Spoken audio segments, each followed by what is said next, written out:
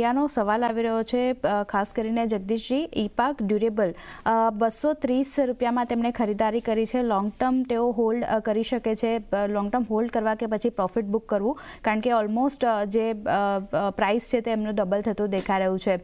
કઈ રીતે તમે ઈપાક ડ્યુરેબલને ધ્યાનમાં રાખી રહ્યા છો? લોંગ ટર્મ વ્યૂ માટે હોલ્ડ કરવાની સલાહ રહેશે અહીંયાથી?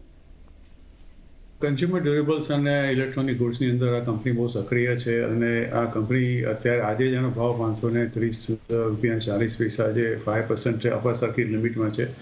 એ 151 આ કંપનીનો લિસ્ટિંગ થયા પછી અત્યારે એનો ભાવ લગભગ 530 છે.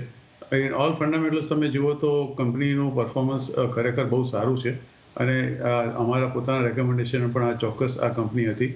છેલ્લા તમે 3 મહિના પણ જુઓ તો કંપનીએ લગભગ 35% જેટલું રિટર્ન આપ્યું છે. એટલે એમને કદાચ જો પોતે થોડો ઘણો પ્રોફિટ બુક કરવાની નોર્મલી અમે સલાહ આપતા હોઈએ છીએ, કારણ કે જો તમને આટલા ભાવથી તમે લીધા હોય અને તમને સારો પ્રોફિટ મળતો હોય, પણ આ કંપનીમાં અમને હજુ લાગે છે કે there is still lot of scope is left out. એટલે ઉતાવળ કરવાની બહુ જરૂર નથી.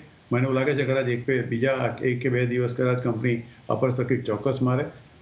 એનો ભાવ 575 અને 600ની વચ્ચે આવે ત્યારે પાર્શિયલ પ્રોફિટ બુકિંગ ચોક્કસ કરે અને stop loss for sake of safety 490 રૂપિયાનો રાખે. ઓકે, આ વ્યૂ બનતો દેખાઈ રહ્યો છે. ખાસ કરીને 575 600ની આસપાસ આવે છે ત્યાં તમે થોડું પ્રોફિટ બુકિંગ કરીને કામકાજ કરી શકો છો. અત્યારે હોલ્ડ કરીને ચાલવાની સલાહ છે. 490નો સ્ટોપ લોસ એક ખાસ ધ્યાનમાં રાખવાનો છે. ઈપાક ડ્યુરેબલ માટે ફોકસ કરવાનું રહેશે. વૈશાલીજી,